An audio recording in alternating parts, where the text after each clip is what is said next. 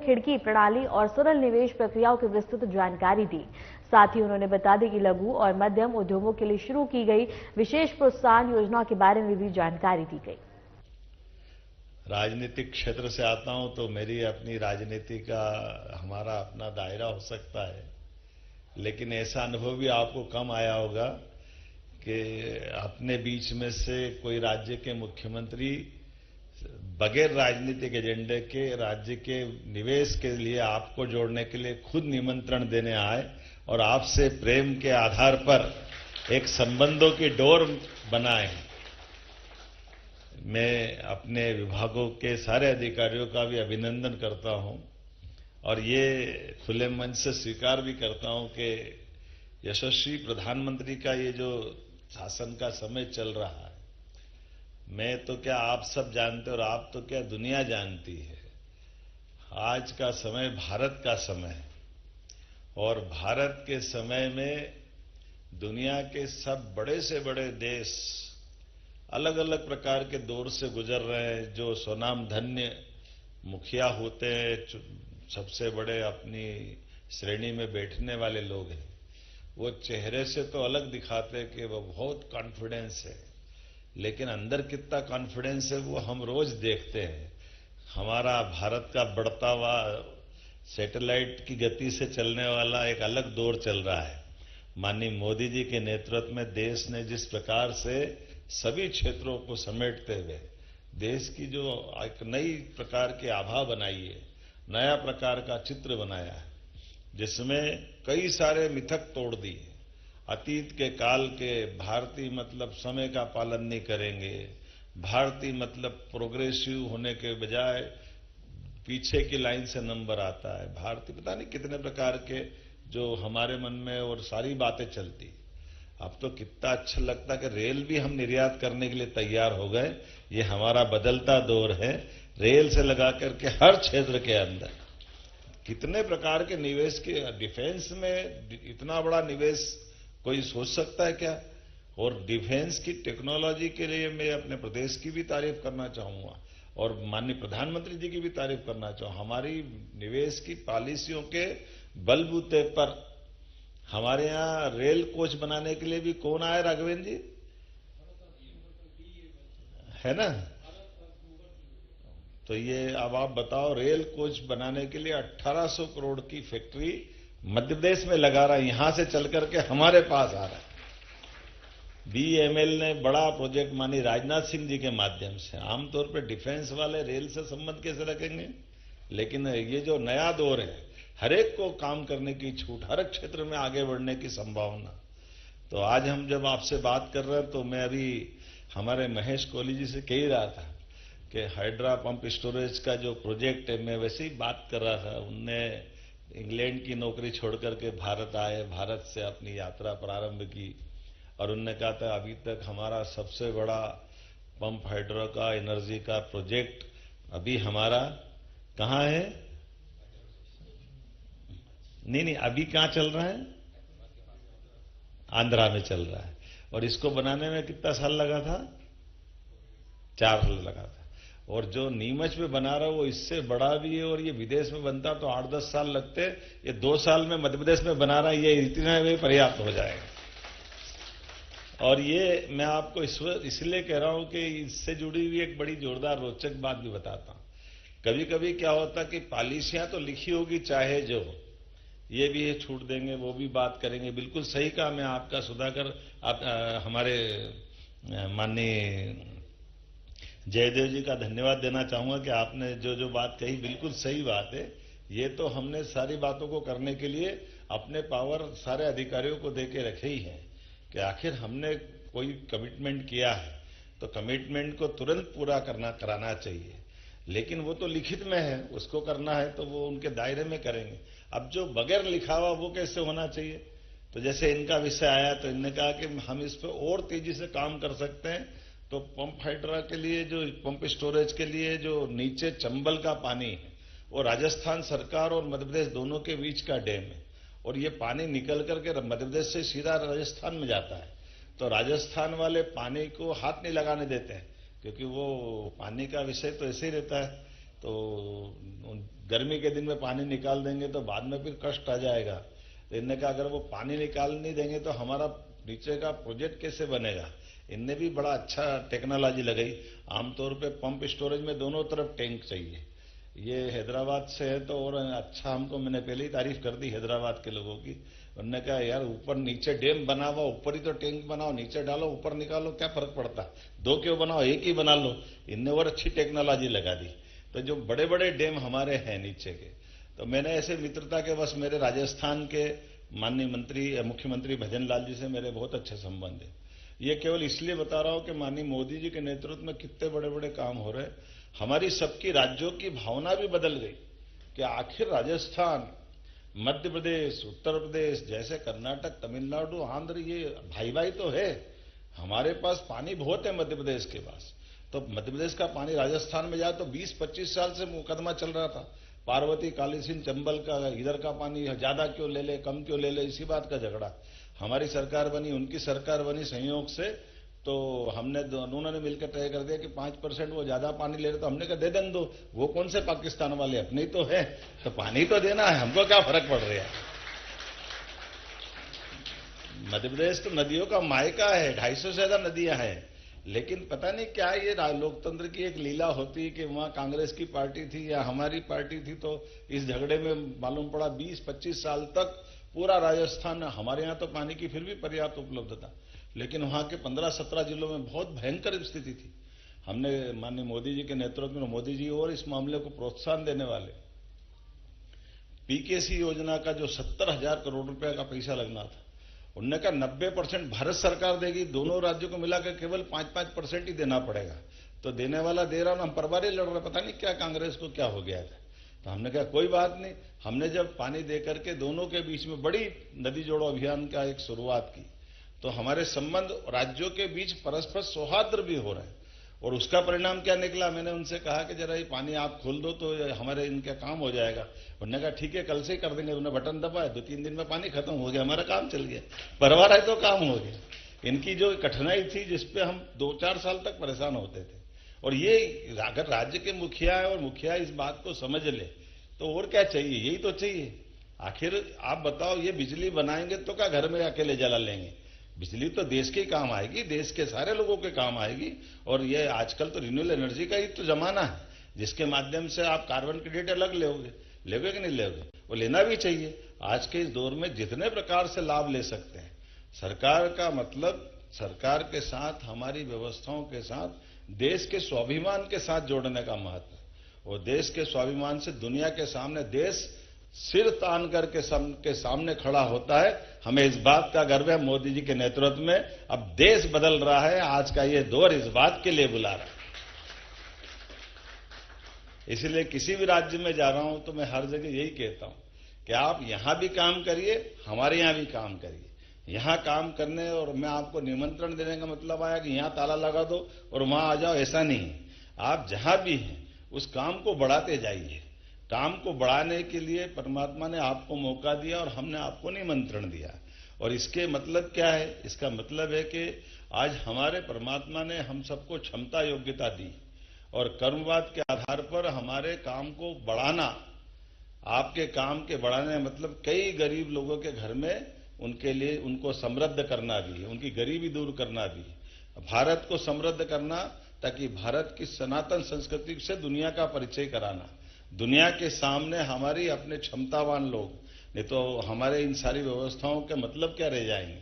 तो ऐसे समय में मुख्यमंत्री का मतलब केवल राजनीतिक कार्यक्रम के लिए नहीं आना चाहिए, उसको राज्य राज्य में जाकर के परस्पर दोनों राज्यों के संबंध अच्छे बने, दो नगरों के संबंध अच्छे बने, व्यापार व्यवसाय को बढ़ाने के लिए सब प्रकार की बातें आए।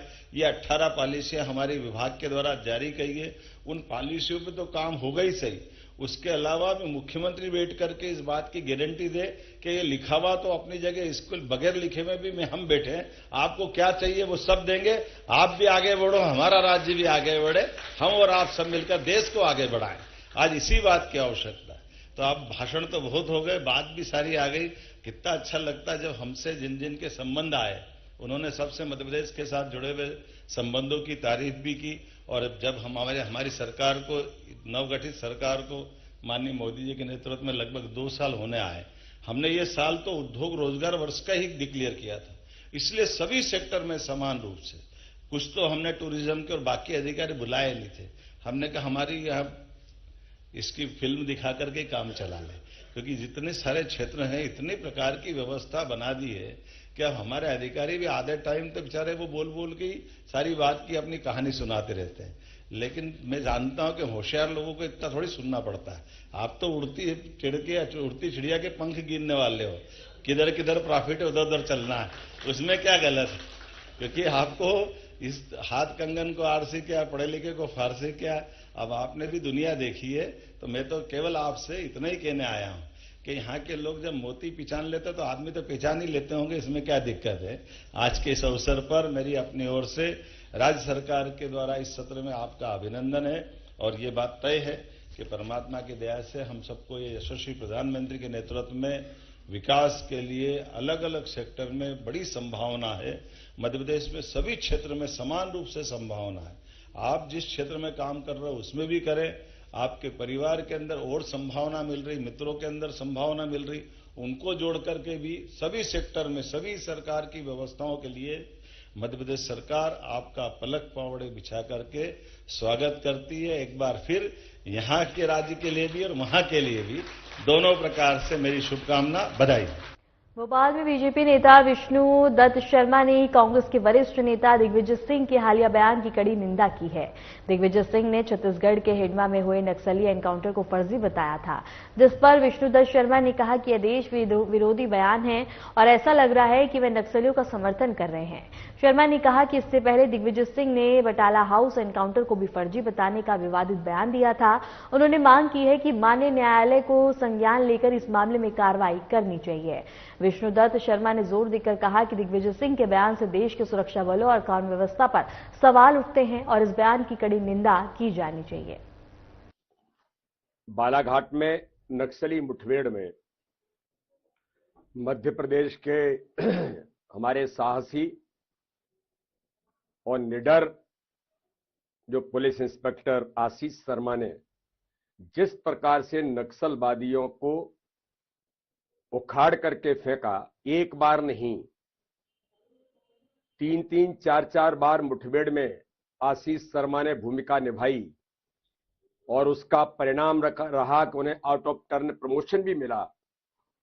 ऐसे नौजवान साथी नक्सलवादियों से लड़ते लड़ते देश की सुरक्षा के लिए, मध्य प्रदेश की सुरक्षा के लिए उसने जो शहादत दी है, मैं नमन करता हूं।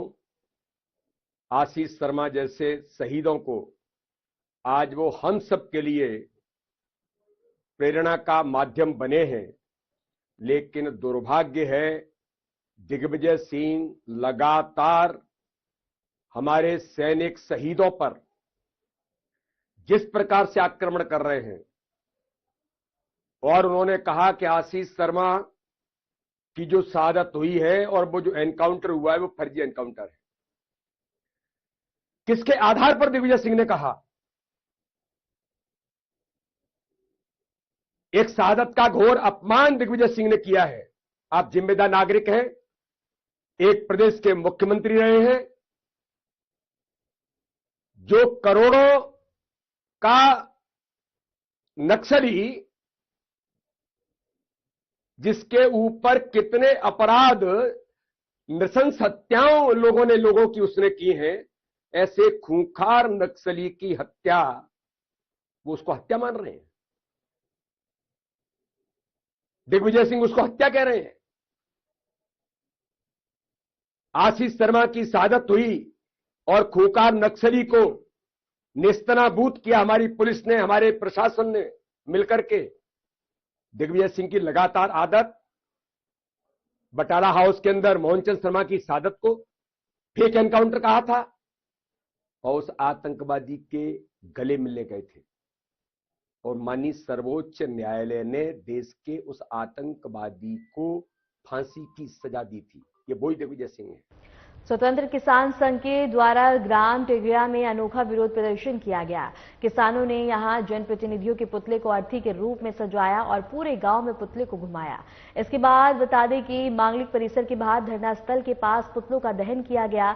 इस दौरान एक किसान ने बकायदा मुंडन भी करवाया। किसानों का कहना है कि स्वतंत्र किसान आंदोलन के तहत पहले भी रेल रोको अभियान आयोजित किया गया था। इस दौरान चिन्हित प्रतिनिधि किसानों की विभिन्न मांगों को लेकर पहुंचे थे और आश्वासन दिया था कि मुख्यमंत्री और कृषि मंत्री से मुलाकात कर समाधान करें।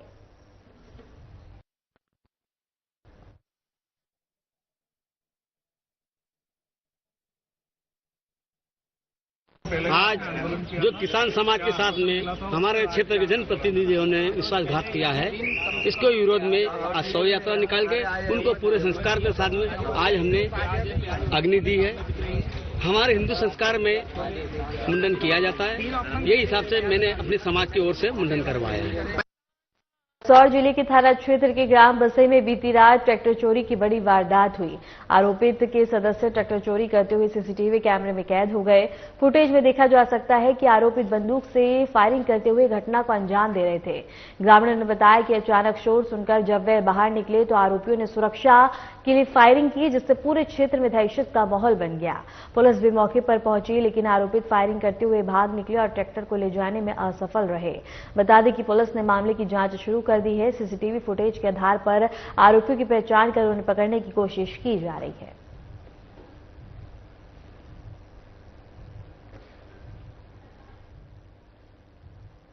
श्योपुर में धरना स्थल पर कांग्रेस के प्रदेश अध्यक्ष जीतू पटवारी ने विधायक बाबू जंडल का हौसला बढ़ाया और उन्हें भूख हड़ताल से बाहर किया।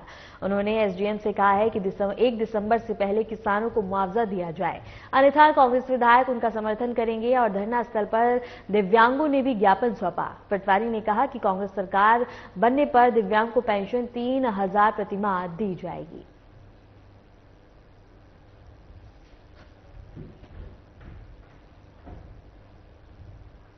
मंदसौर के खनपुरा वार्ड 33 में देर रात एक गंभीर घटना सामने आई। यहां स्थानीय लोगों के अनुसार रात करीब 1 बजे के आसपास अज्ञात शरारती तत्वों ने इलाके में खड़े कई वाहनों के शीशे तोड़ दिए और कुछ वाहनों को नुकसान पहुंचाया। घटना के दौरान किसी के हताहत होने की जानकारी नहीं है, लेकिन इससे क्षेत्रवासियों में भारी डर और आक्रोश फैल गया है। घटना की जानकारी मिलते ही प्रभावित वाहन मालिकों ने तुरंत पुलिस को सूचना दी। वाहन मालिकों का कहना है कि उन्होंने अपने वाहनों की सुरक्षा के लिए सभी सावधानियां बरती थी, लेकिन फिर भी शरारती तत्वों ने खुलेआम तोड़फोड़ की। स्थानीय लोगों का कहना है कि वार्ड में इस प्रकार की घटनाएं पहले भी होती रही हैं, लेकिन प्रशासन की कार्रवाई प्राप्त नहीं रही। उन्होंने पुलिस से तुरंत आरोपियों की पहचान कर उन्हें पकड़ने और सख्त कार्रवाई करने की मांग की है।